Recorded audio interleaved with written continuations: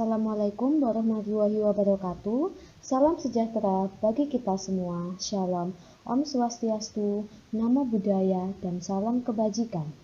Halo, perkenalkan, nama saya Valda Feby Aulia, kelas 12 MIPA 1, nomor absen 33.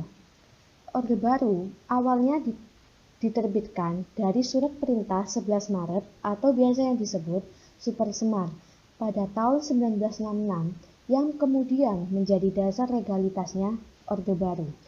Orde Baru sendiri bertujuan untuk mengembalikan seluruh kehidupan bermasyarakat, berbangsa, dan bernegara pada tatanan murni pelaksanaan Pancasila. Dan UUD 1945.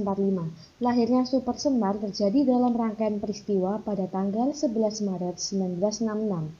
Setelah Super Semar itu diumumkan, Letnan Jenderal Soeharto melakukan sejumlah tindakan. Pada tanggal 12 Maret 1966 dikeluarkan dekret pembubaran dan pelarangan Partai Komunis Indonesia dan ormas-ormas yang bernaung dan sejenisnya untuk beroperasi dan bertempat tinggal di wilayah Indonesia, yang diperkuat dengan dekret Presiden Soekarno.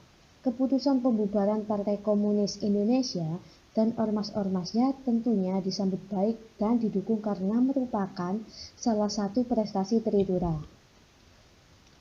Pada tanggal 18 Maret 1966, Soeharto menangkap sejumlah 15 menteri yang diduga terlibat dalam gerakan 30 September atau yang biasa disebut G30 SPKI dan diperiksa secara etik sebagaimana dituangkan keputusan Presiden pada tanggal 8 Maret 1966. Peran dan kedudukan MPRS juga dipulihkan di bawah UUD 1945, yaitu di atas Presiden dan bukan sebaliknya. Pada tanggal 20 Juni sampai tanggal 5 Juli 1955 diselenggarakan sidang umum MPRS keempat dan hasil sidang umum MPRS keempat menjadi dasar pertama untuk mendirikan suatu Orde Baru, dua Tridura, atau pembubaran melihat pembersihan kabinet dari unsur Partai Komunis Indonesia. Selain dibubarkan dan dibersihkan, kader-kader Partai Komunis Indonesia juga dibantai, terutama di pedesaan daerah Jawa.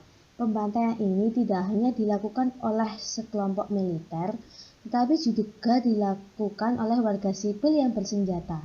Selain kader, ribuan pejabat, ilmuwan, seniman diduga yang terlibat juga ditangkap dan dibagi ke dalam kelompok-kelompok sesuai keterlibatan dengan Partai Komunis Indonesia. Sebagian diasingkan ke Pulau Buru, sebuah pulau kecil di daerah Maluku sejak pertengahan 1980-an. Pemerintah telah memutar film yang menggambarkan Partai Komunis Indonesia sebuah partai organisasi yang jahat setiap tanggal 30 September. Untuk menciptakan stabilitas politik, MPRS mengadakan sidang umum yang antara lain menghasilkan keputusan mengenai pembentukan Kabinet Amanat Pemberitaan Rakyat atau yang biasa disebut Ampera. Kabinet ini dibentuk untuk melaksanakan Tridura di bidang politik, ekonomi, dan sosial. Kabinet tersebut diresmikan pada tanggal 28 Juli 1966 dengan masa kerja 2 tahun.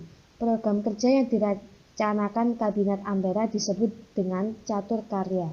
Program Catur Karya berisi 1. Memperbaiki kehidupan rakyat terutama sandang dan pangan.